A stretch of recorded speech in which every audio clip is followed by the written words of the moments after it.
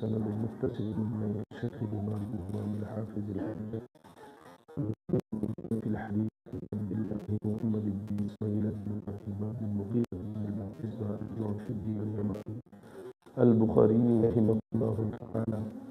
اللهم انفعنا بعلومهم وعلومهم آمين.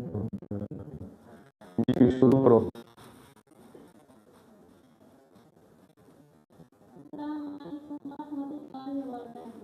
ওয়ালাইকুম আসসালাম ওয়া রাহমাতুল্লাহ। বিসমিল্লাহির রহমানির রহিম।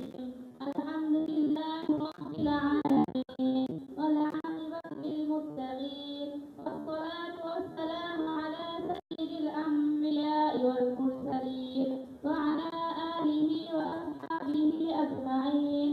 আম্মা বা'দ ফা ইন্না আসদাকাল হাদীথি কিতাবুল্লাহ ওয়া ahsanal hadyi Muhammadin sallallahu alaihi wasallam khairul umuri ahsaniha wa sharrul umuri muhdatsatuha wa kullu muhdatsatin bid'ah wa kullu bid'atin dalalatun wa kullu dalalatin finnar.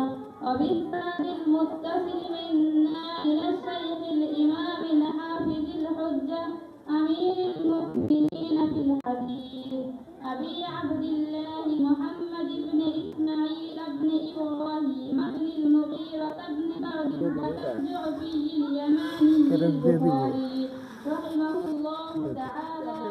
اللهم انفعنا بعلومه وعلومهم أجمعين. آمين. شكل حديث আমরা বসে বলে দিব।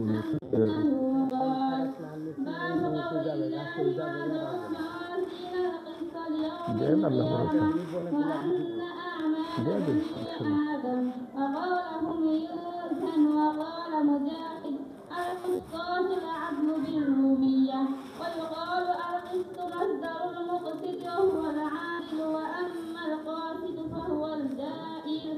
وبه قال حدثنا أحمد بن أشكاب قال حدثنا محمد بن فضيل عن عمارة بن القعقاع عن أبي زرعة عن أبي هريرة رضي الله تعالى عنه قال قال النبي صلى الله عليه وسلم كلمتان حبيبتان إلى الرحمن خفيفتان على اللسان ثقيلتان في الميزان سبحان الله وبحمده سبحان الله العظيم.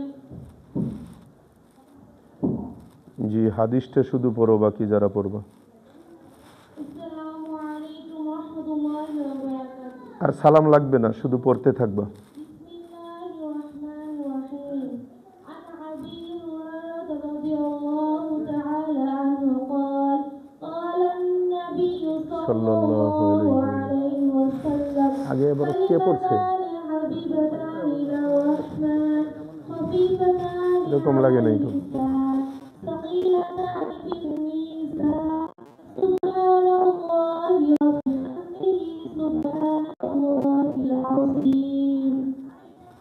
জি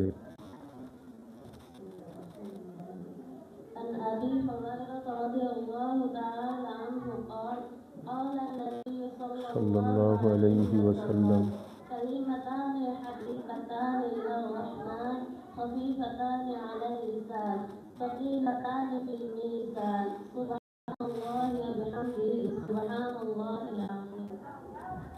جي عن أبي هريرة رضي الله تعالى عنه قال قال النبي صلى الله عليه وسلم كلمتان حبيبتان إلى الرحمن خفيفتان على اللسان ثقيلتان في الميزان سبحان الله وبحمده سبحان الله العظيم.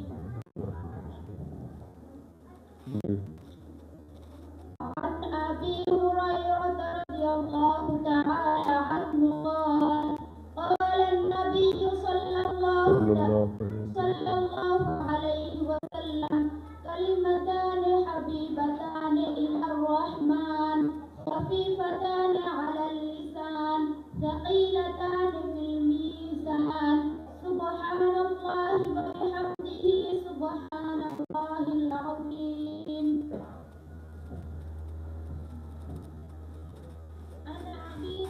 আওয়াজ কিসের?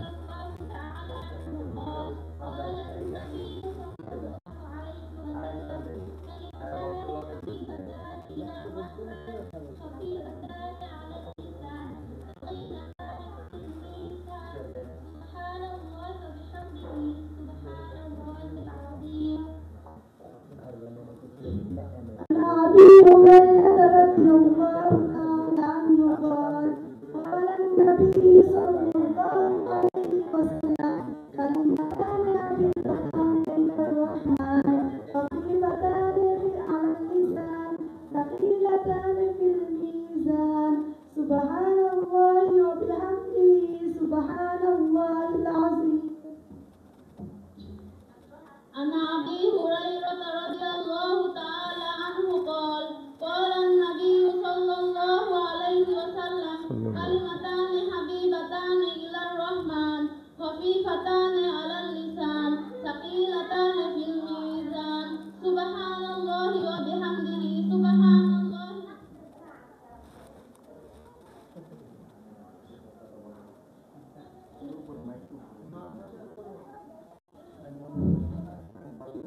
عن أبي هريرة رضي الله تعالى عنه قال قال النبي صلى الله عليه وسلم كلمتان حبيبتان إلى الرحمن خفيفتان على اللسان ثقيلتان في الميزان سبحان الله وبحمده سبحان الله العظيم. عن أبي هريرة رضي الله عنه قال قال النبي صلى الله عليه وسلم كلمتان حبيبتان إلى الرحمن خفيفتان على اللسان ثقيلتان في الميزان سبحان الله وبحمده سبحان الله العظيم.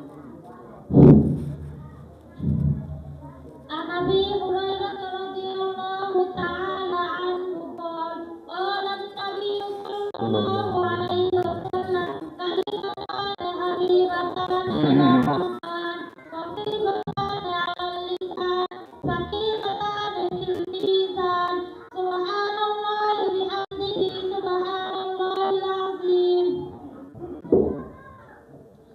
عن أبي هريرة رضي الله تعالى عنه قال قال النبي صلى الله عليه وسلم كلمتان حبيبتان إلى الرحمن خفيفتان على اللسان ثقيلتان في الميزان سبحان الله وبحمده سبحان الله العظيم. শেষ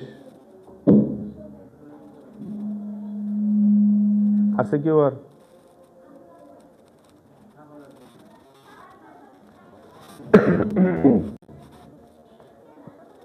اللهم صل على سيدنا تسليما كثيرا كثيرا. الحمد لله وحده والصلاة والسلام على من لا نبي بعد. أما بعد فأعوذ بالله من الشيطان الرجيم. بسم الله الرحمن الرحيم. ونضع الموازين القسط ليوم القيامة. وقال رسول الله صلى الله عليه وسلم كلمتان حبيبتان إلى الرحمن خفيفتان على اللسان ثقيلتان في الميزان سبحان الله وبحمده. সবাই পড়েন سبحان الله وبحمده سبحان الله العظيم سبحان الله وبحمده سبحان الله العظيم سبحان الله وبحمده سبحان الله العظيم. বুখারী শরীফের এই শেষ হাদিসটা যখন পড়া হয় তখন এটাকে খতমে বুখারী বলা হয়। বুখারী এর মাধ্যমে শেষ হয়। খতমে বুখারীর জন্য কোনো অনুষ্ঠান করা, আয়োজন করা এটা কোনো জরুরি বিষয় না, কোনো প্রয়োজনীয় কোনো বিষয় না। কিন্তু এরপরেও যেখানেই খতমে বুখারী হয় অনুষ্ঠান না করলেও অনুষ্ঠান এমনিতেই হয়ে যায়। কারণ কি? কারণ মানুষ এতটুক জেনেছে যে যেখানে বুখারী শরীফের খতম হয় খতমে বুখারীর পর যে দোয়া হয় এই দোয়া আল্লাহ তাআলা কবুল করেন। আমাদের বুজুর্গদের মধ্যে একজন ছিলেন সৈয়দ আসিল উদ্দিন রহমতুল্লাহি আলাইহি। তিনি বলেছেন বুখারী শরীফে 120 বার খতম করেছি, আর যখনই যে নিয়তে খতম করেছি, যেই দোয়া করেছি, সমস্ত দোয়াগুলো আল্লাহ কবুল করেছেন।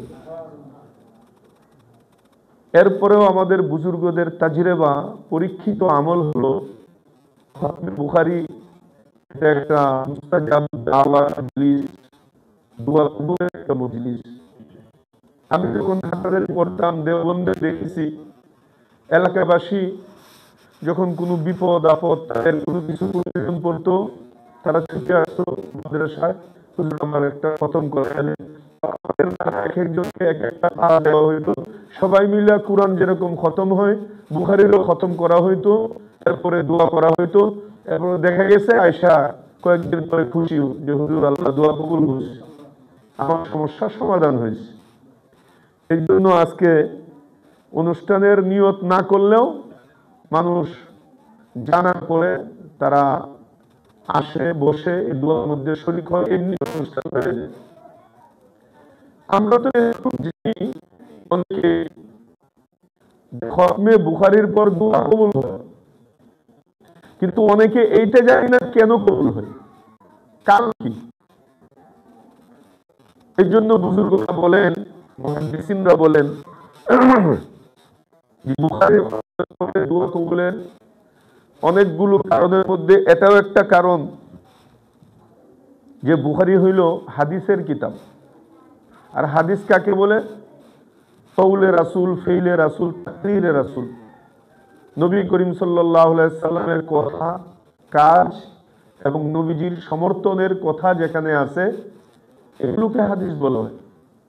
আর নবীকে, নবীজি হলেন আশরাফুল মাখলুকাতের মধ্যে আফজাল যিনি, আলা যিনি, বাদাজ খুদা বুজুর্গ তুই কিসসা মুখতাসার, আল্লাহর পরেই যার স্থান তিনি আমাদের নবী, সমস্ত নবীর নবী তিনি, ইমামুল আম্বিয়া তিনি, সরদারে দু জাহা তিনি, সরদারে কায়নাত তিনি, আল্লাহর সবচেয়ে মাহবুব এবং প্রিয় বান্দা তিনি। এই প্রিয় বান্দার কথাগুলো যে কিতাবের মধ্যে থাকবে এবং এই হাজার হাজার আল্লাহর প্রিয় বান্দার এই হাদিসগুলো যেখানে তেলাওয়াত করা হবে, এর খতমের পরে তো অবশ্যই দোয়া কবুল হবে। এটা আল্লাহর পছন্দনীয় একটা আমল। এখানে আল্লাহ রাসূল সাল্লাল্লাহু আলাইহি সাল্লামের আহাদিসের একটা মজমুআ, বিশাল একটা ভান্ডার বুখারী শরীফের মধ্যে। কেমন মজমুআ? উলামায়ে কেরাম লিখেছেন যে এই বুখারী শরীফের মধ্যে হাফেজ ইবনে সালাহ রহমতুল্লাহি আলাইহি এবং আল্লামা নববী রহমতুল্লাহি আলাইহি ওনাদের তাহকিক অনুযায়ী বুখারী শরীফের মধ্যে ৭,২৭৫টি হাদিস আছে, নবীর হাদিস। আর হাফেজ ইবনে হাজার আসকালানী রহমতুল্লাহি আলাইহি উনি বলেন যে বুখারী শরীফের মধ্যে ৭,৩৯৭টি হাদিস আছে। আর এই সব হাদিস হইল মুসনাদ, সনদ সহ হাদিস। সনদ বলা হয় একদম ইমাম বুখারী থেকে নিয়ে নবী করিম সাল্লাল্লাহু আলাইহি সাল্লাম পর্যন্ত হাদিসটা কিভাবে এসেছে, কার থেকে কে শিখেছে, এইগুলোকে একটা একটা করে বর্ণনা করার নাম হলো সনদ। আর এটাকে একসাথে বলা হয় মুসনাদ। তো এই হাদিসে মুসনাদ বুখারী শরীফের মধ্যে আল্লামা ইবনে হাজার আসকালানী রহমতুল্লাহ আলাইহির তাহকিক অনুযায়ী, গণনা অনুযায়ী ৭,৩৯৭টি। আর হাফেজ ইবনে সালাহ এবং আল্লামা নববী রহমতুল্লাহ আলাইহির তাহকিক অনুযায়ী ৭,২৭৫টি। আর হাদিসে মুআল্লাক বলা হয় সনদবিহীন, তরজমাতুল বাবের পরেই হাদিস শুরু করে দিয়েছে। এই বুখারী শরীফের মধ্যে ১,৩৪১টি এগুলো শুদ্ধ হাদিস। এরকম ভাবে মুতাবিআত রয়েছে হাদিসের মধ্যে বুখারী শরীফে। মুতাবিআত বলা হয় এক জায়গায় একটা হাদিস বর্ণনা করা হয়েছে, আবার তার সমর্থনে কি কারেন্টই চলে গেছে নাকি? ওরা তো শুনবো না, ওইখানে আওয়াজ যায়।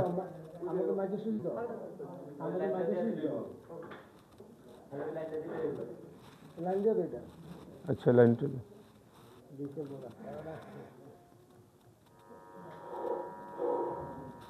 আলহামদুলিল্লাহ। আর হাদিসে মুতাবিআত, একবার এক হাদিস বর্ণনা করা হয়েছে, তার সমর্থনে আরো একটি হাদিস আনা হয়েছে। এমন হাদিসের সংখ্যা বুখারী শরীফের মধ্যে 344টি হাদিস রয়েছে, এগুলো সহিহ হাদিস। আর আসারে সাহাবা, আসারে তাবিঈন, সাহাবায়ে কেরামের কৌল ফিল, তাবিঈনদের কৌল ফিল, এই আসারে সাহাবা এবং আসারে তাবিঈনের সংখ্যা বুখারী শরীফের মধ্যে 1608টি, এগুলোও সহিহ। তো এত বড় একটা হাদিসের মজমুয়া, বিশাল বড় একটা অঙ্ক এই বুখারী শরীফের মধ্যে উল্লেখ করা হয়েছে। আর সবগুলো হাদিসই সহিহ হাদিস। বুখারী শরীফে একটি হাদিসও জয়ীফ, দুর্বল নেই, একটি হাদিসও মাউজু এবং ওই বানোয়াট জাল হাদিস নেই, সব সহিহ। এখানে একটা কথা, এই বুখারী শরীফে সব সহিহ হাদিস হওয়ার কারণে তার নামও রাখা হয়েছে আল জামি, আল মুসনাদ, আস সহিহ, আল মুখতাসার মিন উমুরি রাসূলিল্লাহি সাল্লাল্লাহু আলাইহি ওয়াসাল্লাম ওয়া সুনানিহি ওয়া আইয়ামিহি। এটা হলো বুখারী শরীফের নাম। এখানে একটা গুরুত্বপূর্ণ কথা মনে রাখা দরকার, আপনারাও জানা থাকলে ভালো হবে, যে জিনিসটার সামনা হইতে হয় আমাদের, সেটা হলো বুখারী শরীফের শুরু থেকে শেষ পর্যন্ত যত হাদিসের সংখ্যা বলেছি সব সহিহ। কিন্তু এর অর্থ এইটা না যে বুখারীর বাহিরে আর সহিহ হাদিস নেই, যত সহিহ সব বুখারীর মধ্যে। একদল লোক আছে আমাদের দেশে যাদেরকে আহলে হাদিস বলে, গায়রে মুকাল্লিদ বলে, লা মাযহাবী বলে, অনেকে গ্রামীণ ভাষায় রফাইন রফিন যে যেমনে পারে তাদেরকে বলে। এই দলগুলো মানুষ আইওয়াশ করে এই কথা বইলা, আরে মেয়ে তুমি যে এই আমল করতেছো এটা বুখারীতে আছে নাকি? আজকে থেকে তাকে জিজ্ঞেস করবেন যে দুনিয়ার রাসূলের যত, রাসূল সাল্লাল্লাহু আলাইহি সাল্লামের সহিহ হাদিস সব কি বুখারী শরীফে নাকি এর বাহিরেও আছে? এই জন্য এটা একটা ধোঁকা, তারা ধোঁকা দেয়। আপনি মুসলিম শরীফের হাদিস পেশ করবেন, তারা মানবে না। তিরমিজির হাদিস বলবেন, তারা মানবে না। ইবনে মাজাহ, নাসাই, মুয়াত্তা ইমাম মালিক, মুহাম্মদ, ওই সমস্ত কিতাবের হাদিস বলবেন। এছাড়াও লক্ষ লক্ষ রাসূলের সহিহ হাদিস অন্যান্য কিতাবের মধ্যে রয়েছে। মুসান্নাফে আব্দুর রাজ্জাক, মুসান্নাফে ইবনে আবি শাইবা, এই সমস্ত বড় বড় কিতাব যেগুলোর মধ্যে হাজার হাজার লক্ষ লক্ষ হাদিসের ভান্ডার, আল্লাহ রাসূলের অসংখ্য অগণিত সহিহ হাদিস একদম বিসনাদিল মুত্তাসিল ওই কিতাবগুলোর মধ্যে আছে। এগুলো বললে তারা এগুলো প্রক্ষেপ করে না। এই জন্য আমাদের সকলের জেহেনে রাখা যে বুখারী শরীফের মধ্যে সমস্ত হাদিস সহিহ, কিন্তু এর অর্থ না যে বুখারীর বাহিরে আর কোনো সহিহ হাদিস নেই। অসংখ্য অগণিত হাদিস রয়েছে। ইমাম বুখারী রাহমাতুল্লাহ আলাইহি নিজেই বলেছেন যে আমি 1080 জন উস্তাদের কাছ থেকে 6 লক্ষ হাদিস আমি সংগ্রহ করেছি। কয় লক্ষ ভাই? 6 লক্ষ হাদিস। কত উস্তাদের কাছ থেকে? 1080 জন উস্তাদের কাছ থেকে 6 লক্ষ হাদিস আমি সংগ্রহ করেছি। উনার কাছে লিপিবদ্ধ ছিল, মুখস্থ ছিল, উনার সংরক্ষণের মধ্যে ছিল। এই 6 লক্ষর মধ্যে থেকে মাত্র 7000 সামথিং হাদিস এই বুখারী শরীফে লেখা আছে। আপনাদেরকে সংখ্যা বললাম কিছুক্ষণ আগে। এখন আপনারা বলেন তো দেখি, 6 লক্ষ হাদিস থেকে মাত্র 7000 বিয়োগ হইলে বুখারীতে লেখলে বাকি রইল কত? 5 লক্ষ প্রায় 93,000। কথা বলেন না? 5 লক্ষ 93,000। ওই হাদিসগুলো বিশাল বড় ভান্ডার, সহিহ হাদিসের ভান্ডার। ইমাম বুখারী রাহমাতুল্লাহ আলাইহি নিজেই বলেছেন মা আদখালতু ফি হাযাল কিতাবি ইল্লা মা সাহহা, আমি আমার এই বুখারী কিতাবের মধ্যে সহিহ হাদিস ছাড়া অন্য কোনো হাদিস আমি এর ভিতরে প্রবেশ করাই নাই, লিখি নাই। কিন্তু শুনো, ওয়া তারাকতু মিনাস সিহাহি, আর অনেক সহিহ হাদিস আমি ছেড়ে দিয়েছি, এই কিতাবে লিখি নাই। কেন? কাইলা ইয়াতুল আল কিতাব, যেন কিতাবের কলেবর অনেক বড় না হয়ে যায়। এই বুখারী 2 খণ্ড পড়াইতে পড়াইতেই তো পুরা বছরে ঘাম ছুটতে থাকে। এখন আপনি কি মনে করেন 7,000 হাদিস পড়াইয়া সারা বছরে শেষ করা যায় না? এখন যদি 6 লক্ষ হাদিসের কিতাব হইতো তো শুধু বুখারী শরীফ দিয়েই তো একটা রুম ভরতো, মা বাবারা পেরেশান হয়ে যেত। আপনার মাইয়ের জন্য শুধু ওই 6 লক্ষ হাদিসওয়ালা বুখারী কিনতে জায়গা জমি বিক্রি করতে হইতো, ঘর বাড়ি বিক্রি করতে হইতো। আর ওই বুখারীগুলোকে আনতে একটা গাড়ি, বড় ট্রাক এরকম ভাবে কয়েকটা ভাড়া করতে হইতো। তো উনি বলেন কাইলা ইয়াতুল আল কিতাব, আমি ওই হাদিসগুলোকে এই জন্যই লিপিবদ্ধ করি নাই যেন কিতাবের কলেবর বিশাল আকার ধারণ না করে, অনেক বড় যেন না হয়ে যায়। এরপরে উনি বলতেছেন মা তারাকতু আকসারা মিম্মা আদখালতু ফীহি, কই শুনো, আমি যা ছাইরা দিছি লেখি নাই, এইগুলোর সংখ্যা যা আমি বুখারীতে লিখেছি এর চেয়ে অনেক অনেক গুণ বেশি। বেশি তো হবে, উনি লেখে নাই কত, 5,90,93,000 লেখে নাই, মাত্র লেখছে 7,000। তাহলে লিখার সংখ্যা বেশি না না লিখার সংখ্যা বেশি? তাহলে এই যে আহলে হাদিস গায়রে মুকাল্লিদ, ওরা যে কথায় কথায় বুখারীতে আসেনি বুখারীতে আসেনি, আজকে থেকে ঘাটটা দইরে জিজ্ঞেস করবেন, এই মেয়ে বুখারীতে কয়টা হাদিস? ইমাম বুখারী কয়টা হাদিসের মালিক ছিলেন? উনার কাছে কত লক্ষ হাদিস সংগ্রহ হয়েছিল তুমি জানো নাকি? কথা বুঝেন নাই? এই জন্য এই কিতাবের মধ্যে শুরু থেকে শেষ পর্যন্ত যত হাদিস, এগুলো সব সহিহ, কোনো মওযু এবং জয়ীফ হাদিস নাই, এটা ঠিক। এটা একটা খতমে বুখারীর পরে দোয়া কবুলের একটা কারণ, যে আল্লাহর রাসূল সাল্লাল্লাহু আলাইহি ওয়াসাল্লামের হাজার হাজার হাদিসের ভান্ডার এখানে, এটা একটা কারণ।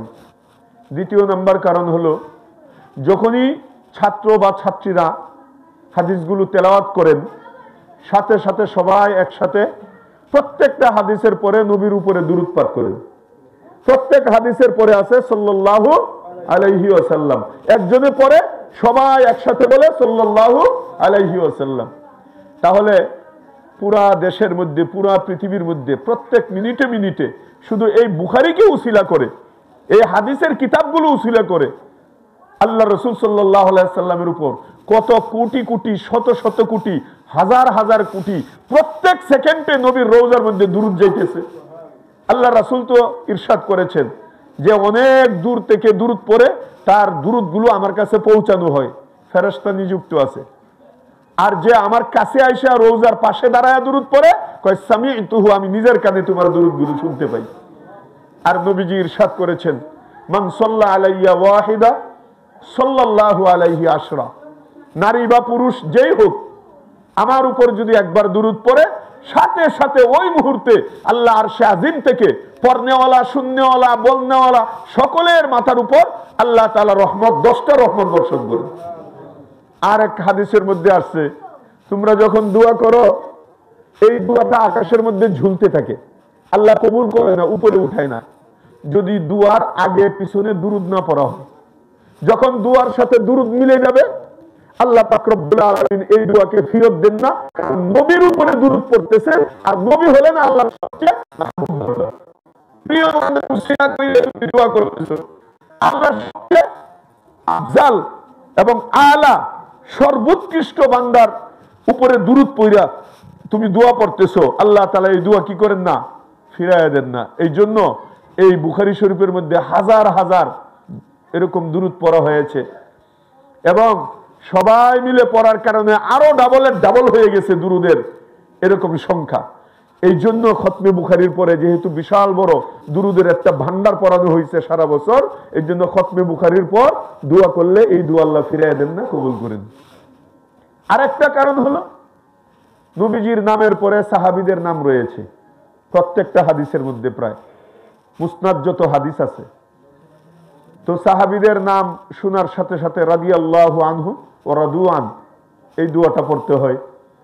আর সাহাবায়ে কেরাম হলেন জান্নাতি মানুষ, আল্লাহ নিজেই ঘোষণা করছেন রাদিয়াল্লাহু আনহু, আল্লাহ তাদের প্রতি রাজি হয়ে গেছে। আর যাদের প্রতি আল্লাহ রাজি তত জান্নাতি।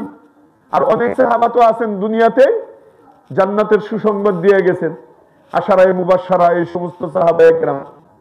তো ওই সাহাবায়ে কেরামের উপরে দুরূদ পড়া এটাও একটা দোয়া কবুলের কারণ। সাহাবাদের নামের পরে বুজুর্গানে দ্বীন, মুহাদ্দিসিনে কেরাম, আইম্মায়ে কেরামের নাম রয়েছে। আর আইম্মায়ে কেরামের নামের পরে রাহিমাহুল্লাহ বলা হয়, আল্লাহ তার উপরে রহমত করুক, এই দোয়াটা পড়া হয়। তো যে মজলিসের মধ্যে রহমতের দোয়া পড়া হয় এখানে তো রহমত আসবেই, আর যেখানে রহমত আসবে এখানে দোয়া করলে তো দোয়া কবুল হবেই। আর এমনি কিতাবের মধ্যে এসেছে যে মজলিসের ভিতরে আল্লাহ ওয়ালাদের নাম উচ্চারণ করা হয়, বুজুর্গদের আলোচনা করা হয়, বুজুর্গদের নামগুলোকে বারবার এখানে উচ্চারণ করা হয়। তানজিলুর রহমা ইনদা যিকরিস সালিহিন, নেককারদের আলোচনা যেখানে করা হবে এখানে আল্লাহ তাআলার রহমতের বাড়ি বর্ষণ হইতে থাকে। তো এই জন্য খতমে বুখারীর পরে দোয়া কবুল হয়, আল্লাহ তাআলা কবুল করেন। আরেকটা কারণ হলো দোয়া কবুলের, ইমাম বুখারী রাহমাতুল্লাহ আলাইহির একটা আদত হলো বুখারী শরীফের মধ্যে অধিকাংশ তরজমাতুল বাব তিনি কোরআনের আয়াত দ্বারা এনেছেন। আর কোরআনের আয়াত তো আল্লাহর বাণী, আল্লাহর কালাম। আল্লাহর কালাম যেখানে থাকবে এর দুহাই দিয়ে যখন দোয়া করা হবে আল্লাহ কি ফিরিয়ে দিবে।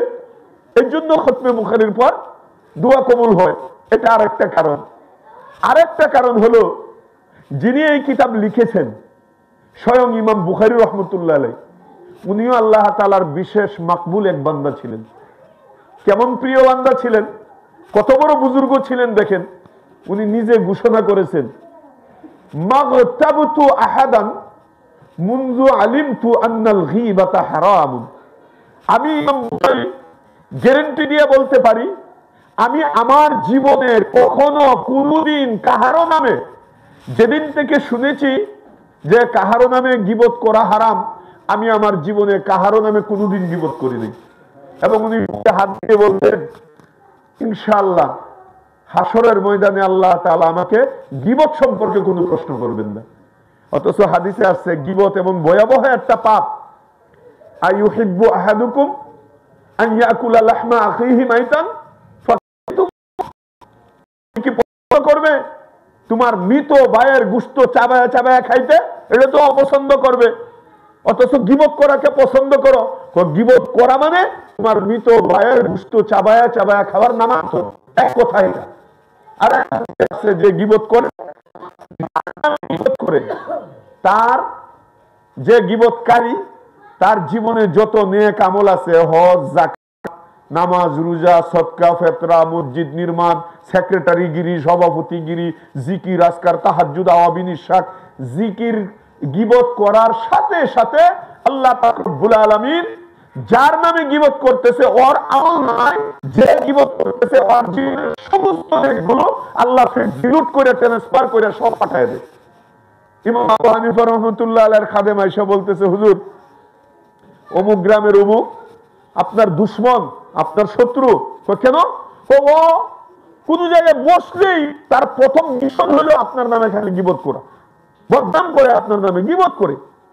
ইমাম আবু হানিফা রাহমাতুল্লাহ আলাইহি মুস্কি হাসি দিয়েছেন। উনি দোকান থেকে যায় এতগুলো মিষ্টি নিয়ে আইছেন, এনে খাদেম রে দিয়া বলতেছেন যে লোকটার কথা আমাকে শুনাইলা যায় আমার পক্ষ থেকে এই হাদিয়াটা তাকে দিয়ে আসো মিষ্টি। হুজুর আপনি কি পাগল হয়েছেন নাকি?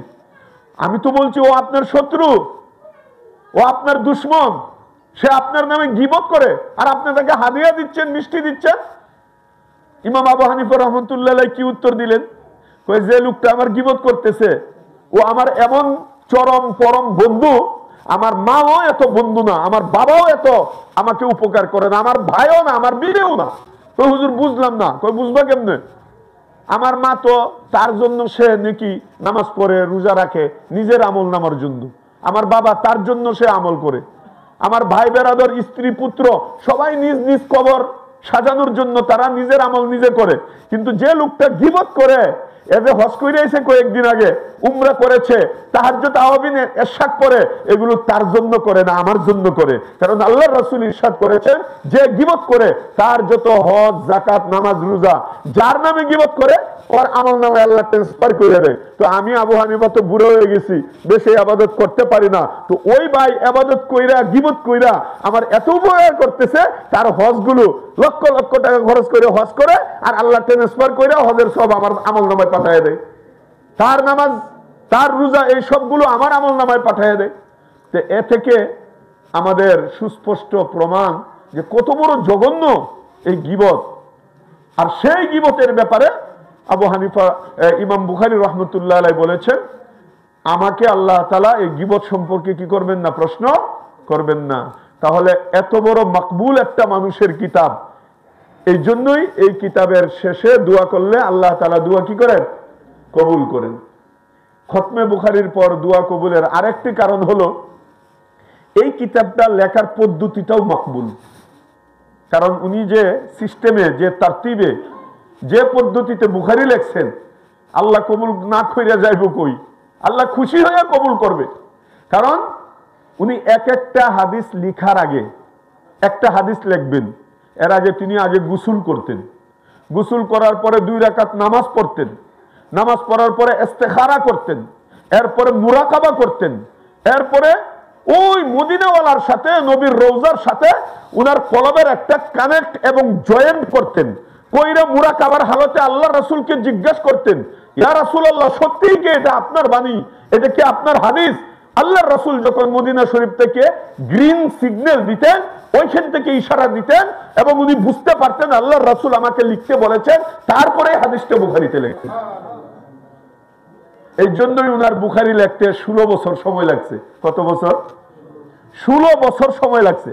কারণ এক একটা হাদিসের আগে গোসল করা, এক একটা হাদিসের আগে নামাজ পড়া, মুরাকাবা করা, ধ্যান করা, কাশফের মাধ্যমে নবীজির কাছ থেকে অনুমতি নিয়ে লেখা বিশাল একটা সময়ের ব্যাপার। আবার মজার ব্যাপার হইল পুরা 16টা বছর পর্যন্ত তিনি রোজা রাখছেন। আবার রোজার কথা কেউ জানতো না, উনার খাদেমও জানতো না, বিবিও জানতো না, কেউ জানতো না উনি যে রোজা রেখেছেন। 16 বছর পর্যন্ত যখন তিনি বুখারী লেখেন, খাদেমে খানা নিয়ে আসতো, সকালের নাস্তা, দুপুরের খানা, বিকালের চা, কথার কথা। খাদেমকে কখনো বলেন নাই যে আমি রোজা রাখছি, খানা আইনো না। 16টা বছর পর্যন্ত উনি নিজেকে এমন ভাবে চুপায়া রাখছেন, খাদেমকে বলতেন এইখানে রাইখে দাও, খাদেম মনে করতো যে আচ্ছা রাইখে হুজুর পরে খাবেন আর কি। এরপরে উনি রাস্তা থেকে গরিব, অসহায়, ক্ষুধার্ত ব্যক্তিকে আইনে উনি কি করতেন, খাওয়াই দিতেন, যে খাও, তাড়াতাড়ি যাও। পরে খাদেম এসে দেখতো খালি বাটি। 16টা বছর পর্যন্ত সে মনে করেছে যে হুজুরই তো খাইছে, অথচ 16 বছর পর্যন্ত তিনি রোজা রাখছেন শুধু এই বুখারীর কারণে। তাহলে এমন একটা মাকবুল লোকের মাকবুল তারতিব অনুযায়ী কত সুন্দর মাকবুল তার সিস্টেমে উনি বুখারী লিখেছেন। এই জন্য বুখারী শরীফের খতমের পরে আল্লাহ তাআলা কি করেন, দোয়া কবুল করেন বুখারীর পরে। তো এই সমস্ত কারণে বুখারীর পরে দোয়া কবুল হয়। তো মাদ্রাসাওয়ালারা যদি অনুষ্ঠান নাও করে, এইগুলো আওয়াম পাবলিকরা শুনতে শুনতে তারা একটা মজা পায়ালায়। আর যে নিয়তই তারা দোয়া চায়, আল্লাহ তাআলা যেহেতু তারা পরীক্ষিত, দোয়াগুলো কবুল করে দেখছে, এই জন্য বুখারীর নাম শুনলেই, খতমে বুখারীর নাম শুনলেই তারা কি করে, জমা হয়ে যায়, অনুষ্ঠান এমনি হয়ে যায়। তো আজকে আপনাদের সামনে শেষ বাব, বুখারীর শেষ অধ্যায়, শেষ হাদিস তেলাওয়াত করেছে মেয়েরা। এই সুবাদে খতমে বুখারীরও অনুষ্ঠান। তো এই কিতাবটা শেষ হওয়ার সময় এটা ছাত্রীরা বুঝবে, কিছু আলোচনা এগুলো জরুরি। পুরা হাদিসের কিতাব সবগুলোর ভিতরেই হাদিস এবং তার যে হিডিং, অনুয়ান, শিরোনাম যাকে বলা হয়, এটাকে আরবিতে বলা হয় তরজমাতুল বাব। তো হাদিস এবং তরজমাতুল বাবের মধ্যে কি মুনাসাবাত, এইগুলো নিয়ে আলোচনা করা হয়, বিস্তর আলোচনা করা হয়। আর এটা তো বুখারী, উলামায়ে কেরাম জানেন, ছাত্রীরাও জানে যে যত হাদিসের কিতাবের হাদিস এবং তরজমাতুল বাবের মধ্যে মুনাসাবাতের যত মুআমালা আছে, কথা আলোচনা আছে, সবচেয়ে কঠিনতম ওই হাদিসের সাথে তরজমাতুল বাবের কি মুনাসাবাত, সবচেয়ে কঠিনতম আলোচনা হলো বুখারী শরীফের মধ্যে। এই জন্য বলা হয় ফিকহুল বুখারী ফি তারাজিমিহি, অথবা কেউ কেউ বলেন আশকালুত তারাজিম তরজমাতুল বুখারী, সবচেয়ে মুশকিল এই অনওয়ান, হেডিং, শিরোনাম হইল ওই বুখারী শরীফের। কারণ আদনা একটা মুনাসাবাতের সম্পর্কের কারণে বিশাল বড় হাদিস আনতেছে, এখানে হেডিং কায়েম করছে হজের কথা, যে কিতাবুল হজ, কিন্তু পুরাটার মধ্যে বিয়া শাদীর আলোচনা, হজের কোনো আলোচনা নেই।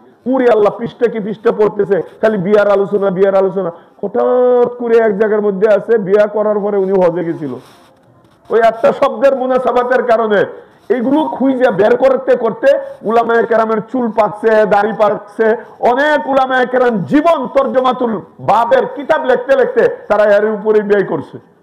তো অনেক উলামায়ে কেরাম তরজমাতুল বাবের উপরে কিতাব লিখছেন, কিন্তু এখন বর্তমানে জামে মানে কিতাব হলো, মেয়েরাও শুনে রেখো, শাইখুল হাদিস জাকারিয়া রহমতুল্লাহি আলাইহির ছোট্ট একটা রেসালা, যদিও ছোট্ট কিন্তু খুবই মূল্যবান, খুবই তাহকিক পূর্ণ একটা কিতাব, আবওয়াব ওয়াত তারাজিম নামে, আবওয়াব ওয়াত তারাজিম বুখারী শরীফের। এটা পারলে সংগ্রহ করে নেওয়া, এটা পরীক্ষার মধ্যে তোমাদের কাজে লাগবে। তো বলতেছিলাম খতমে বুখারীর সময় হাদিসের সাথে তার বাবের কি সামঞ্জস্য, কি মিল, এটাকে আরবিতে বলা হয় মুনাসাবাত, মিলটাকে বলা হয় মুনাসাবাত। এইগুলোর ব্যাপারে আলোচনা করা হয়। ছাত্রীরা খেয়াল করো, বিশেষ করে নোট করেও রেখো, শুধু হাদিস আর তরজমাতুল বাব না, কয়েকটি ব্যাপারে আলোচনা করতে হয়। আমাদের দেওবন্দের মধ্যে আলোচনাগুলো করতেন, বড় বড় মাদারিসের মধ্যে আলোচনা করা হয়। কি কি আলোচনা করা হয় খেয়াল করো। খতমে বুখারীর সময় বুখারীর প্রথম বাব, বাবুন কাইফা কানা বদুল ওহি, এই প্রথম বাব ওহির বাব, আর শেষ বাব বাবু কাউলুল্লাহি তাবারাকা ওয়া তাআলা ওয়া নাদাউল মাওয়াজিনাল কিসতা লিয়াউমিল কিয়ামা, ওজনের বাব। সংক্ষেপে বললে ওহির বাব আর ওজনের বাব, এই দুই বাবের মধ্যে কি মুনাসাবাত, এইগুলোর ব্যাপারে আলোচনা করা হয়, এই একটা। আবার দ্বিতীয় নম্বরে প্রথম হাদিসের সনদ এবং লাস্টের শেষের হাদিসের সনদ, এই দুই সনদের মধ্যে কি মুনাসাবাত। প্রথম হাদিসের সনদের ইমাম বুখারীর উস্তাদের নাম হলেন হুমায়দি রহমতুল্লাহি আলাইহি, আর শেষ হাদিসের ইমাম বুখারী রহমতুল্লাহি আলাইহির উস্তাদের নাম হলো আহমদ ইবনে আশকাব, ইশকাব দুইভাবেই পড়া যায়, কিন্তু হাফেজ ইবনে হাজার আসকালানী রহমতুল্লাহি বলছেন উত্তম হলো ইশকাব পড়া, বিকাসরিল হামজা, আহমদ ইবনে ইশকাব। তো যা হোক, দ্বিতীয় নাম্বার আলোচনা করা হয় যে সনদের মধ্যে প্রথম সনদ এবং শেষের সনদের মুনাসাবাত কি। তৃতীয় নম্বরে আলোচনা করা হয় বুখারীর প্রথম হাদিস এবং শেষের হাদিসের মধ্যে মুনাসাবাত কি। প্রথম হাদিস হইল ইন্নামাল আমালু বিন্নিয়াতের হাদিস, আর শেষ হাদিস হইল কালিমাতানে হাবিবাতানে ইলার রহমান খাফিফাতানে আলাল লিসান সাকিলাতানে ফিল মিজান সুবহানাল্লাহি ওয়া বিহামদিহি সুবহানাল্লাহিল আযীম। তো এই আলোচনাটাও খতমে বুখারীর মধ্যে করা হয় যে প্রথম হাদিস এবং শেষ হাদিসের মধ্যে মিল কি, মুনাসাবাত কি। 4 নম্বরে আলোচনা করা হয় প্রথম কিতাব এবং বুখারীর শেষ কিতাবের মধ্যে কি মুনাসাবাত। বুখারীর প্রথম কিতাব কিতাবুল ঈমান, এর দ্বারা কিতাব শুরু হয়েছে, আর বুখারীর শেষ কিতাব কিতাবুত তাওহীদ, এই কিতাবুত তাওহীদের দ্বারা বুখারী শেষ হয়েছে। তো এই কিতাবুল ঈমান এবং কিতাবুত তাওহীদ, বুখারীর প্রথম কিতাব এবং শেষ কিতাব, এই দুইটার মধ্যে কি মুনাসাবাত, এইটারও আলোচনা করা হয়। 5 নম্বর আলোচনা করা হয় খতমে বুখারীর মধ্যে যে শেষের যে কিতাব কিতাবুত তাওহীদ, এর আন্ডারে আনা হয়েছে বাবুল ওজন, মাওয়াজিনুল কিসত, ওজনের বাব। তো এই তাওহীদের সাথে ওজনের কি সম্পর্ক, এইটার বিস্তারিত একটা আলোচনা করা হয়। তাওহীদের সাথে ওজনের তাআল্লুক কি, মুনাসাবাত কি, সম্পর্ক কি, এইটার এখানে আলোচনা করা হয়। আরেকটা আলোচনা করা হয় প্রথম কিতাবের সাথে শেষ হাদিসের সম্পর্ক কি। প্রথম কিতাবের সাথে শেষ হাদিসের মুনাসাবাত সম্পর্কে আলোচনা করা হয়। এরপরে 7 নম্বরে আলোচনা করা হয় বুখারীর শেষ যে হাদিস, এই হাদিস কি হলো,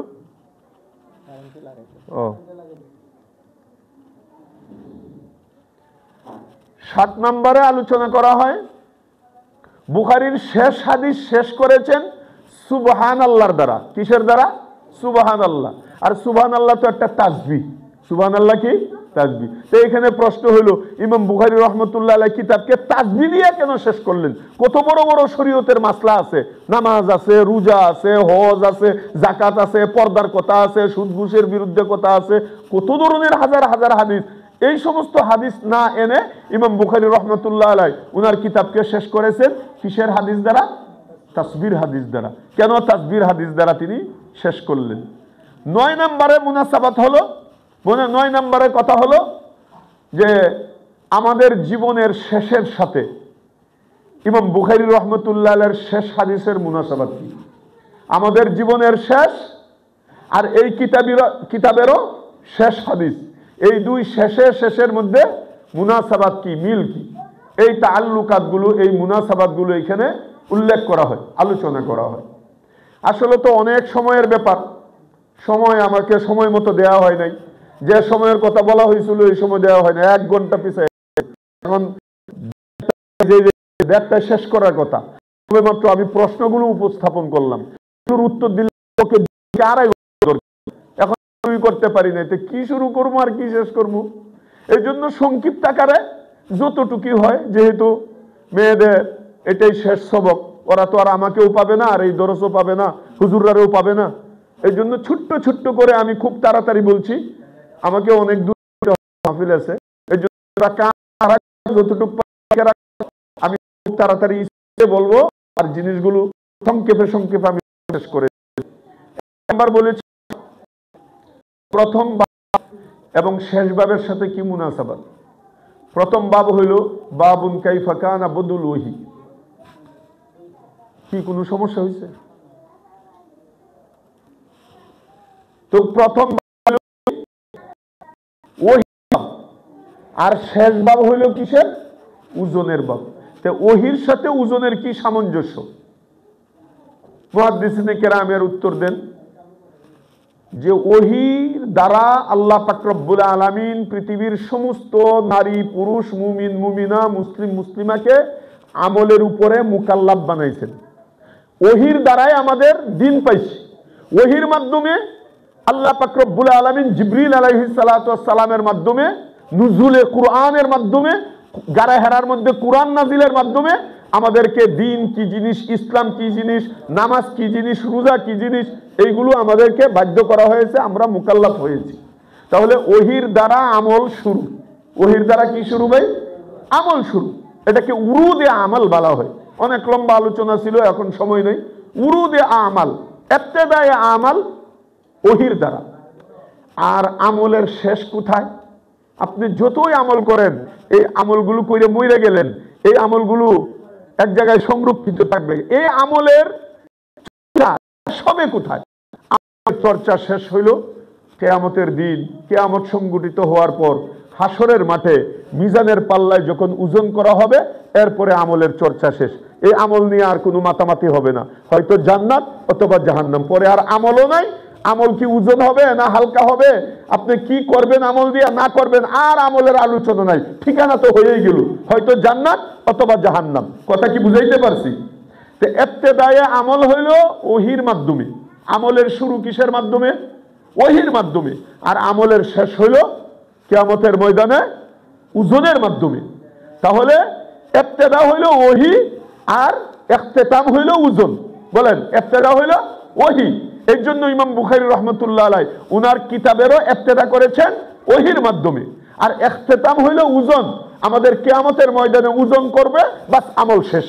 এই জন্য ইমাম বুখারী রাহমাতুল্লাহ আলাইহি উনার কিতাবেরও বাস ওজনের বাবাই না কয় কিতাব শেষ। সুবহানাল্লাহ, কি মিল দেখেন! কত বড় জেহেন নিয়া এই জিনিসগুলো লিখেছেন। আবার খুঁটে খুঁটে যে সমস্ত মুহাদ্দিসিনরা এইগুলোকে বের করে আপনার আমার জন্য কিতাব আকারে লিখে আমাদেরকে হাদিয়া দিচ্ছেন, আল্লাহ তাআলা তাদের কবরগুলোকে নূর দ্বারা ভরপুর করে দেয়, বলে না। দ্বিতীয় নাম্বার, মেয়েরা এগুলো নোট করে রেখো। দ্বিতীয় নাম্বার কথা ছিল যে প্রথম সনদ এবং শেষ সনদের মধ্যে মুনাসাবাত কি? প্রথম সনদের রাবি হইলেন ইমাম বুখারী রহমতুল্লাহ আলাইহির উস্তাদ হুমায়দি রহমতুল্লাহ আলাইহি, আর শেষ সনদের রাবি হলেন আহমদ ইবনু ইশকাব রহমতুল্লাহ আলাইহি। আহমদ, তাহলে দুইটা কথা তোমরা দেও, প্রথম সনদে পাইলাম হুমায়দি আর শেষ সনদের মধ্যে পাইলাম আহমদ। হুমায়দি আহমদ, প্রথম হইলেন হুমায়দি আর শেষে আসলেন আহমদ। তাহলে মুনাসাবাত কি? অনেক মুনাসাবাত, এইগুলো দীর্ঘ আলোচনার আসলেও সময় নাই। নিয়ত ছিল যে মজা করে আলোচনা করবো, কিন্তু সময়টা দিয়েছে খাইয়া। আচ্ছা, প্রথম 1 নম্বর উত্তর হইল যে ইমাম বুখারী রহমতুল্লাহ আলাইহির মক্কি জীবনের, যখন মক্কায় ছিলেন, মক্কি জীবনের মক্কি সর্বপ্রথম উস্তাদ হলেন হুমায়দি রহমতুল্লাহ আলাইহি। মক্কার প্রথম উস্তাদ, যার কাছ থেকে হাদিস শিখেছেন, এই উস্তাদের নাম হইল কি? হুমায়দি রহমতুল্লাহ আলাইহি। তো মক্কি জীবনের প্রথম উস্তাদ হুমায়দি, এই জন্য উনার কিতাবেরও প্রথম হাদিস ওই হুমায়দির দ্বারা শুরু করছে। আর ইমাম বুখারী রহমতুল্লাহ আলাইহির মিশরের সর্বশেষ উস্তাদ হলেন আহমদ ইবনে ইশকাব, ইমাম আহমদ রহমতুল্লাহ আলাইহি। তো এই জন্য উনার কিতাবেরও শেষ করেছেন ওই আহমদ ইবনে ইশকাব রহমতুল্লাহ আলাইহি হাদিসের দ্বারা। তো এই হলো গিয়ে একটা মুনাসাবাত, যে মক্কি জীবনের প্রথম উস্তাদের দ্বারা প্রথম হাদিস এনেছেন বুখারীতে, আর মিশরি জিন্দেগীর শেষ উস্তাদের দ্বারা বুখারীর শেষ হাদিস তিনি এনেছেন। এই শুরু এবং শেষের সনদের মধ্যে একটা মিল। এটা হলো 1 নম্বর উত্তর। দ্বিতীয় নম্বর উত্তর, কেহ কেহ বলেন যে না, এই দুইজনের নামের মাদ্দার মধ্যে একটা মুনাসাবাত আছে। কি মুনাসাবাত? খেয়াল করে দেখেন, হুমায়দির মাদ্দার মধ্যে হামদুন আছে, হামিম দাল, হামদুন মানে প্রশংসা। আহমদ, এই আহমদ নামের মাদ্দার মধ্যেও হামদুন আছে, প্রশংসা। তাহলে প্রথমটারও মাদ্দা যেটা, শেষ সনদের ওই রাবিরও মাদ্দা সেইটা। তো দুইটা হামদা হামদু মিললে মাহমুদ হয়ে গেছে গা, সুবহানাল্লাহ, কিতাবটা প্রশংসিত হয়ে গেছে গা। তো এটা হলো গিয়ে আর একটা মুনাসাবাত। আর কোন মুহাক্কিকিন বলেন আর একটা মুনাসাবাত আছে, এটা চিকন মুনাসাবাত। কি? তুমি গইনে দেখো তো, হুমায়দি রহমতুল্লাহ আলাইহির পর থেকে রাসূল সাল্লাল্লাহু আলাইহি ওয়াসাল্লাম পর্যন্ত কয়টা তবকা, কয়জন মানুষ লাগে নবী পর্যন্ত যাইতে, গইনে দেখো। আবার এইদিকেও আহমদ ইবনে ইশকাব, উনা থেকে নবী পর্যন্ত যাইতে কয়জন মানুষ লাগে, কয়টা সনদ লাগে, তবকা কয়টা, এটাও গইনে দেখো। গইনে দেখে হুমায়দি রহমতুল্লাহ আলাইহি থেকে নবী পর্যন্ত 4 তবকা। কয় তবকা? 4 জন পরেই নবী সাল্লাল্লাহু আলাইহি ওয়াসাল্লাম। আবার এইদিকেও গইনে দেখে আহমদ ইবনে ইশকাব রহমতুল্লাহ আলাইহির পরে নবী পর্যন্ত যাইতেও এখানে মাত্র 4 তবকা। তাহলে শুরুর হাদিসেও 4, শেষের হাদিসেও 4। সুবহানাল্লাহ, কত মিল! এই মুনাসাবাতের কারণে হযরত উলামায়ে কেরাম প্রথম হাদিস এবং শেষ হাদিসের মধ্যে মিল আমাদেরকে দেখায় দেন। আর একটা কথা বলেছিলাম যে প্রথম হাদিস এবং শেষ হাদিসের মধ্যে কি মুনাসাবাত। প্রথম হাদিস হইল হাদিসুন নিয়াহ, ইন্নামাল আমালু বিন্নিয়াত। আর শেষ হাদিস হইল লম্বা হাদিস, যাইতে যাইতে শেষে কি বলছে? সাকিলাতানে ফিল মিজান। এটাও তো হাদিসের একটা টুকরা, কথা বলে না? সাকিলাতানে ফিল মিজান। তাহলে প্রথম হাদিস শেষ হাদিসের মুনাসাবাতটা এবার শুনো। কি? প্রথম হাদিস হইল ইন্নামাল আমালু বিন্নিয়াত, এর অর্থ হইল যত কাজ করবা সব নির্ভর করবে এই কাজের ফল কি তুমি পাইবা না পাইবা না, এটা নির্ভর করবে নিয়তের উপর। তুমি যেমন নিয়ত করবা এমন ফল পাইবা। মিসকালা যাররাতিন খাইরাইয়ারা শাররাইয়ারা, ভালো করবা ভালো পাইবা, মন্দ করবা মন্দ পাইবা। এবার প্রথম হাদিসের মধ্যে নিয়তের আলোচনা, আর শেষ হাদিসের মধ্যে কয় সাকিলাতানে ফিল মিজান, মিজানের মধ্যে ওজন হওয়ার আলোচনা। এই দুইটার মধ্যে মিল দেখাইছে এরকম ভাবে, তোমার নিয়ত যদি ভালো হয় তাহলে মিজানের পাল্লার মধ্যে তোমার এই আমলটার ওজন হবে, আর নিয়ত যদি গড়বড় হয় এই আমল নামা মিজানের মধ্যে হালকা হয়ে যাবে, কোনো ওজন হবে না। সুবহানাল্লাহ। তাহলে প্রথম হাদিস নিয়তের হাদিস, আর শেষ হাদিস সাকিলাতানে ফিল মিজান। এই দুইটার মধ্যে নিয়ত এবং ওজনের মধ্যে এই মুনাসাবাত এবং মিল দেখাইছে। নিয়ত হইলে ওজন হবে, নিয়ত ভালো হইলে ওজন বাড়বে, এরকম ভাবে মিজানের পাল্লা ঢালু হবে। আর যদি নিয়ত তোমার গড়বড় হয় তাহলে হালকা হয়ে যাবে, এর কোনো প্রতিদান, এর কোনো আজর, এর কোনো সওয়াব, এর বিনিময়ে কোনো নেকি তুমি পাবা না। এই হইল গিয়া প্রথম হাদিস এবং শেষ হাদিসের মধ্যে মুনাসাবাত। ছোট্ট করেই সবগুলো বলতেছি। এরপরে আরেকটা কথা ছিল, প্রথম কিতাব আর শেষ কিতাবের মধ্যে কি মুনাসাবাত। প্রথম কিতাব হলো কিতাবুল ঈমান, আর শেষ কিতাব হলো কিতাবুত তাওহীদ। তো ঈমান এবং তাওহীদের মধ্যে কি মুনাসাবাত, কি মিল? মুহাদ্দিসিনে কেরাম বলেন এই দুইটার মধ্যে মিল হইল, কই ঈমান হলো একটা কুল। কুল বলা হয় যার আন্ডারে সব থাকে, অনেক শাখা প্রশাখা, যেটা আরবিতে জুজ বলা হয়, বাংলা হলো শাখা প্রশাখা। তো ঈমান এত বড় মাপের একটা বস্তু যার মধ্যে একটা শাখা ঈমানের ভিতরে ঢুকে। তাওহীদ এটাও একটা শাখা, ঈমানের একটা শাখা। কথা বলে না, তাওহীদ ঈমানের কি একটা শাখা, জুজ। তাহলে কিতাবুল ঈমান কিতাবুল তাওহীদের মুনাসাবাত হলো এরকম, যেরকম কুল এবং জুজের মধ্যে মুনাসাবাত। যে ঈমান হইল গিয়ে কুল আর তাওহীদ হইল তার জুজ।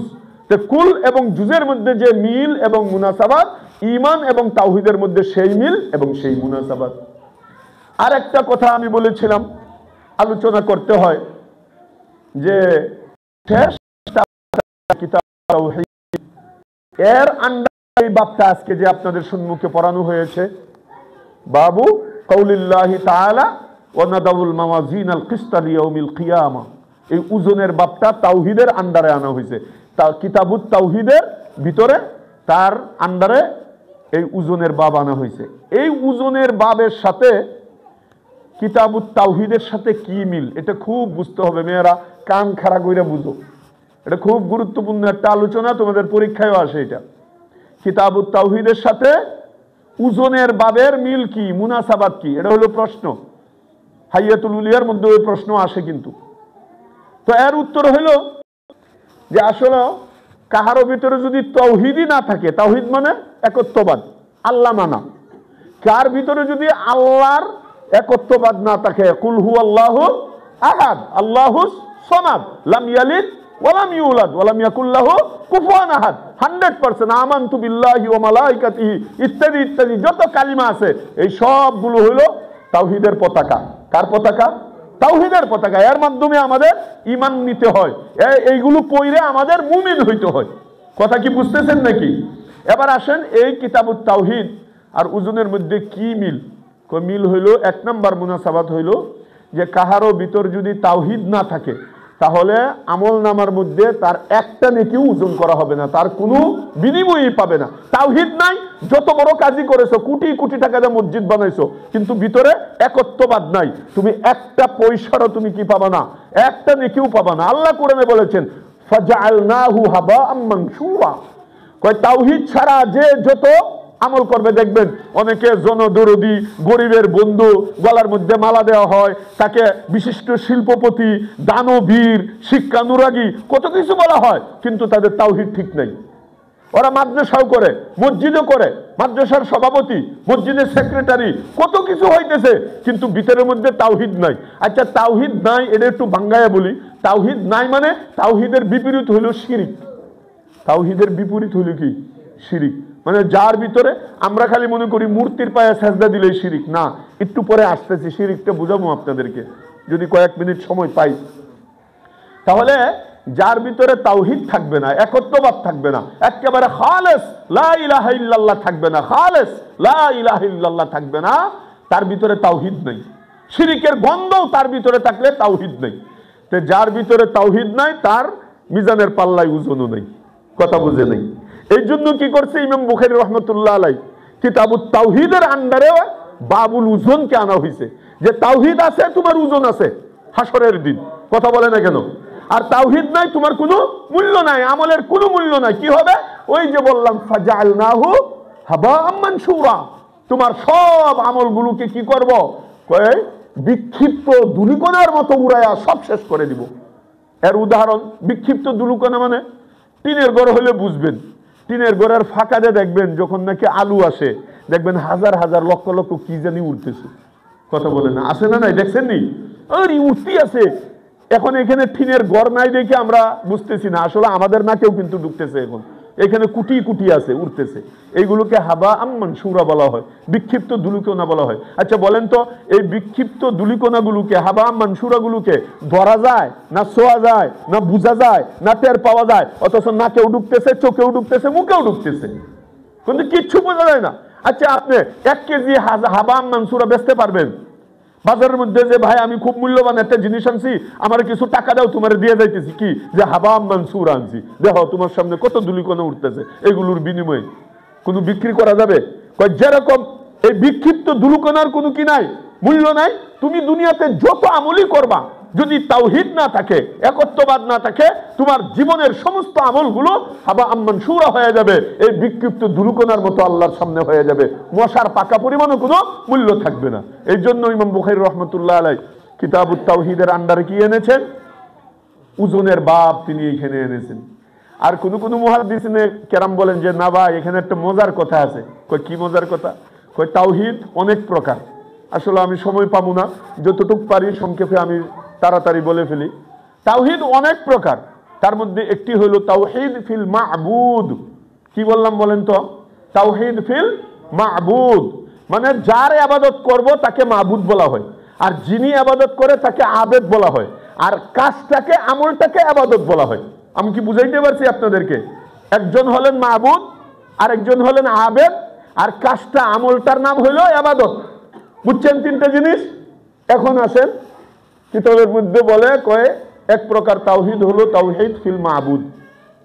তুমি কার ইবাদত করতেছো ওইটার মধ্যে তাওহীদ থাকতে হবে, একমাত্র তারই ইবাদত করতে হবে। আল্লাহ ছাড়া আর কাহারও ইবাদত করা যাবে না, কাহারও গোলামি করা যাবে না, কাহারও কথা মানা যাবে না। গায়রুল্লাহ, এই সমস্ত তাগুত, এই কুফফার মুশরিকদের এই সমস্ত রীতি নীতি, তাদের উসুল, তাদের সংবিধান, ওইগুলোর কাছে যদি তুমি গেছো তাহলে তোমার তাওহীদ নষ্ট হয়ে গেছে গা। ওইগুলোর ধারে কাছে যাবে না, তাওহীদ ফিল মাবুদ।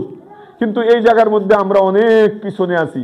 এখানে অনেকেই ধরা, লাখের মধ্যে 999 জন ধরা তাওহীদ ফিল মাবুদের মধ্যে। আপনি বলতে পারেন হুজুর আমি তো মূর্তি পূজা করি না, আমি তো মা কালী, মা গণেশ, সরস্বতী, দুর্গা এদের তো পূজা করি না, ওদের মণ্ডপের মধ্যে যাই না, পূজা মণ্ডপে যাই না, তা আমি তো তাওহীদওয়ালা মানুষ। বলে যে না, মাবুদ অনেকে মূর্তিকে বানায়, ওরা তো সরাসরি মুশরিক, ওরা শিরিক করে। কিন্তু আমাদের মধ্যে অনেকে আছি, আমরা আকলকে অনেক সময় মাবুদ বানাই। আল্লাহর কথা মানি না, আকলের কথা মানি। আমার মন যা বলে, আমার বুদ্ধি যা বলে, আমার জেহেন যা বলে, ওই অনুযায়ী আমি চলি, আমি আমার জীবন, এটাকে বলা হয় মন চাহি জিন্দিগি। কি বলা হয় ভাই? মন চাহি জিন্দিগি। আল্লাহ বলতেছেন তোমার জিন্দিগি যদি তাওহীদ ফিল মাবুদ বানাইতে চাও তাহলে তোমার জীবনটা রব চাহি জিন্দিগি বানাইতে হবে। কিন্তু আমরা কি করি? আকলকে মাবুদ বানানোর কারণে আমাদের জীবনটা কি হয়ে গেছে? মন চাহি জিন্দিগি, রব চাহি জিন্দিগি হয় না। আল্লাহ তাআলা এক কথা কোরআনের মধ্যে বলেছেন, আফরাআইতা মানিত্তাখাযা ইলাহাহু হাওয়াহু। ও নবী, আপনি কি দেখেছেন এমন ব্যক্তিকে যে মুখে বলে আমি আল্লাহ, যে আল্লাহ মাবুদ, আল্লাহর ইবাদত করি, কিন্তু আপনি এমন লোক কি দেখেছেন? আফরাআইতা মানিত্তাখাযা ইলাহাহু হাওয়াহু, যে নাকি তার আকলকে মাবুদ বানায়। মন চাইছে সুদ খাইবে, সে সুদ খাইতেছে, আমি আল্লাহ না করছি সুদ খাইও না, আমার কথা মানে নাই। মন চাইছে ঘুষ খাইবে, সে ঘুষ খাইতেছে, আমি তো আল্লাহ না করছি কিন্তু আমার কথা মানে নাই। মন চাইছে নামাজ পড়বে না, সে বেনামাজি হয়ে রয়েছে, আমি তো বলছি নামাজ পড়ার জন্য। এরকম ভাবে আমি বলতেছি পর্দায় রাখার জন্য, সে পর্দায় রাখতেছে না। তাহলে বলো দেখি, তারা কি আমাকে মাবুদ বানাইছে না তার আকলকে মাবুদ বানাইছে?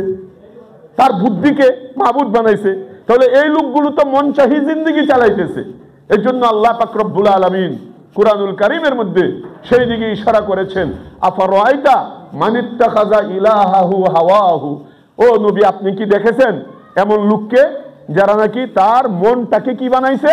মাবুদ বানাইছে। আমাকে আসলে মানুষকে দেখানোর জন্য বলে যে আমার রব আল্লাহ, আসলে আমারে মানে না। সে আমাকে যদি মানতো তাহলে এই সমস্ত গুনার কাজের মধ্যে সে কদম বাড়াইতো না, এই সমস্ত গুনার দিকে সে পদক্ষেপ নিত না।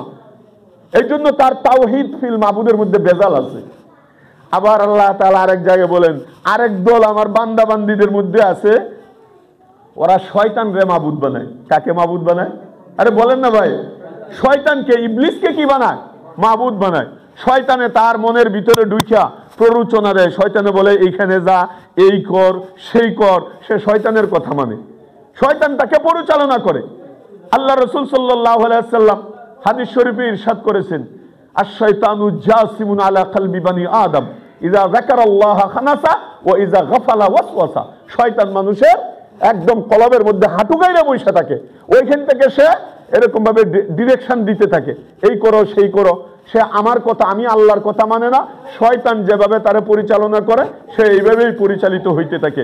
এই জন্য আল্লাহ কোরআনে বলছেন, ও দুনিয়ার নারী পুরুষ বান্দা বান্দি শুনো, লা তা'বুদুশ শাইতান ইন্নাশ শাইতান ইন্নাহু লাকুম আদুউম মুবিন। ও দুনিয়ার মানুষ, শয়তান তোমাকে এরকম ভাবে তার বান্দা বানাইতে চাইবে, তোমাকে বানাইতে চাইবে, কিন্তু কথা শয়তান, শয়তানের তোমরা ইবাদত করো না। আর আমি আগেই আপনাদেরকে শিখাইছি, যার ইবাদত করা হয় তাকে মাবুদ বলা হয়, মনে আছে? যার ইবাদত করা হয় তাকে কি বলা হয়? মাবুদ বলা হয়। আর যারা ইবাদত করে তাদেরকে আবেদ বলা হয়, আর আমলটাকে কি বলা হয়? ইবাদত বলা হয়। তো আল্লাহ বলতেছেন, লা তা'বুদুশ শয়তান, তোমরা শয়তানের কথা মেনো না, তাকে মাবুদ বানাও না, তোমরা হইও না, সে প্রকাশ্য দুশমন।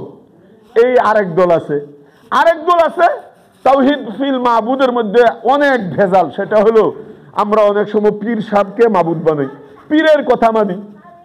আমাদের মধ্যে যারা নাকি অনেক আছে আমাদের দেশে, কেউ আটরশির মাজারের মধ্যে যায় সেজদা দেয়, ওইখানে যায় চায়, কেউ দেওয়ানবাগির কাছে চায়, ওকে মাবুদ বানায়।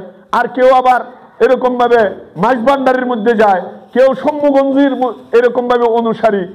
এক একজন এক এক জায়গার মধ্যে, কেউ ল্যাংটা বাবা, কেউ সিধা বাবা, কুত্তা বাবা, ছাগল বাবা, দুনিয়ার কোন বাবা, বাবারে বাবা, পুরা বাবা বড়া, এদের কাছে যায় চাইতেছে। অথচ বুখারী শরীফে আসছে, ওয়াইজাস্তানতা ফাস্তাইন বিল্লাহ, চাইবা যখন ডাইরেক্ট কার কাছে চাইবা? আল্লাহর কাছে চাইবা, তখন তুমি মানে তাওহীদ ফিল মাবুদ হবে।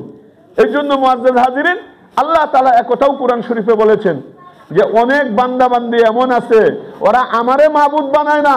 কাকে মাবুদ বানায়? ইত্তাখাযু আহবারাহুম ওয়া রুহবানাহুম আরবাবাম মিন দুনিল্লাহ। কয় তারা তাদের আলেমদেরকে, রাহেবদেরকে, তাদের পীরদেরকে, তাদের মধ্যে যারা বড়, ওদেরকে তারা কি বানায়? মাবুদ বানায়। তাদের কাছে যায়, বাবা ছেলে আমার মধ্যে তাওহীদ বিপরীত, এটা তাওহীদ মাবুদ।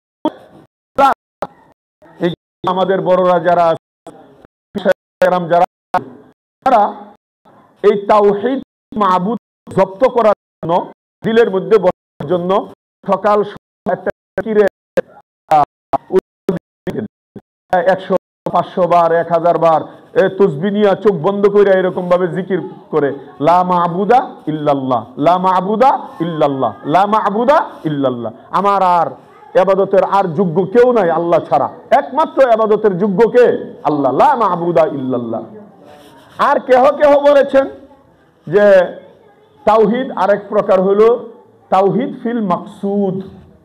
আগেরটা ছিল তাওহীদ ফিল মাবুদ, এক প্রকার হলো তাওহীদ ফিল মাকসুদ, মানে মাকসাদের মধ্যে, উদ্দেশ্যের মধ্যে তাওহীদ, মানে কি উদ্দেশ্যে আমি আমলটা করতেছি, কোন উদ্দেশ্যে আমি এই কাজটা করতেছি, আগে এটা ঠিক করতে হবে। আর তাওহীদ ফিল মাকসুদের অপর নাম হইল ইখলাস। তাওহীদ ফিল মাকসুদের অপর নাম কি? ইখলাস। এই আনতা আবুদাল্লাহা কাআন্নাকা তারাহু ফাইন লাম তাকুন তারাহু ফাইন্নাহু ইয়ারাক। তাওহীদ ফিল মাকসুদ, একমাত্র নিয়ত হইতে হবে আমি যা করতেছি, আমি যত ইবাদত করছি বা করব, একমাত্র আল্লাহকে খুশি করার জন্য। এর মধ্যে যদি একটুও চুল পরিমাণ দিলের ভিতরে আসে, হ্যাঁ আল্লাহকেও খুশি করব, আবার মানুষও যদি আমার প্রশংসা করে, তাই আমার একটু ভালো লাগবে। আমি একটা মাদ্রাসা দিলাম, মসজিদ দিলাম, সেক্রেটারি হলাম, সভাপতি হলাম, মাকসাদ আল্লাহকে খুশি করাই, কিন্তু কেউ যদি আমাকে সভাপতি কইয়া ডাক দেয়, মুতাওয়াল্লি সাহেব কইয়া ডাক দেয়, তা আমার একটু ভালো লাগে, এটাও একটু মাকসাদ। কয় তোমার তাওহীদ ফিল মাকসুদ নাই, তুমি একটা নেকিও পাবা না। যা করবা একমাত্র কার জন্য করতে হবে বলেন? একমাত্র কাকে খুশি করার জন্য। দুনিয়ার কেউ প্রশংসা করুক আর না করুক, দুনিয়ার কেউ পোস্টারে নাম লেখক বা না লেখক, তোমার কোনো পদমর্যাদা দেখ বা না দেখ, এই দিকে যদি বিন্দু মাত্র তোমার কলবের ভিতরে থাকে, তাহলে তোমার তাওহীদ ফিল মাকসুদ ভঙ্গ হয়ে গেল গা, তোমার ভিতরে তাওহীদ নেই, লা ইলাহা ইল্লাল্লাহ তোমার ভিতরে নেই। একটা হাদিস শুনাই, উবাদা বিন সামিত রাদিয়াল্লাহু তাআলা আনহু, বলেন তো কি নাম? উবাদা বিন সামিত রাদিয়াল্লাহু তাআলা আনহুর কাছে একজন এসে জিজ্ঞাসা করলো, কয় হুজুর আম্বিইনি আম্মা আসআলুক, হুজুর আমি কয়েকটা প্রশ্ন করব। এই মোবাইলওয়ালা, এই যে মোবাইল, আরে আশ্চর্য। তো ইমাম উবাদা বিন সামিত রাদিয়াল্লাহু তাআলা আনহুর কাছে প্রশ্ন করতেছে আয়েশা, কয় হুজুর কয়েকটা প্রশ্ন একটু উত্তর দেন তো। কি কয়, রাজুলুন ইউসাল্লি ইয়াবতাগি ওয়াজহাল্লাহ ওয়া ইউহিব্বু আন ইউহমাদ ওয়া রাজুলুন ইয়াসুমু ইয়াবতাগি ওয়াজহাল্লাহ ওয়া ইউহিব্বু আন ইউহমাদ রাজুলুন ইয়াতাসাদ্দাকু ইয়াবতাগি ওয়াজহাল্লাহ ওয়া ইউহিব্বু আন ইউহমাদ ওয়া রাজুলুন ইয়াহুজ্জু ইয়াবতাগি ওয়াজহাল্লাহ ওয়া ইউহিব্বু আন ইউহমাদ। বলে যে হুজুর এক ব্যক্তি ও নামাজ পড়ে, ওরে জিজ্ঞাসা যদি করা হয় কেন নামাজ পড়া, কয় আল্লাহকে খুশি করার জন্য। ভালো কথা না? আল্লাহ যেন রাজি হন, আল্লাহ যেন খুশি হন, এই নিয়তেই আমি নামাজ পড়ি।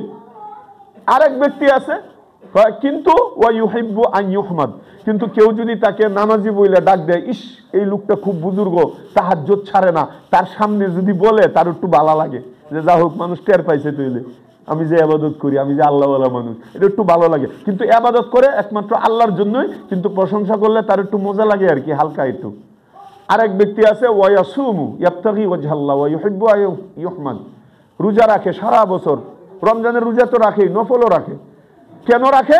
আল্লাহকে খুশি করার জন্য। কিন্তু কেউ যদি তাকে বলে ইস এই লোকটা রোজা মুঠেই ছাড়ে না, সারা বছর রোজা রাখে, এটা শুনলে তার একটু ভালো লাগে, তাকে প্রশংসা করলে তার একটু মজা লাগে। আরেক ব্যক্তি আছে ইয়াতাসাদ্দাকু ইয়াবতাগি ওয়াজহাল্লাহ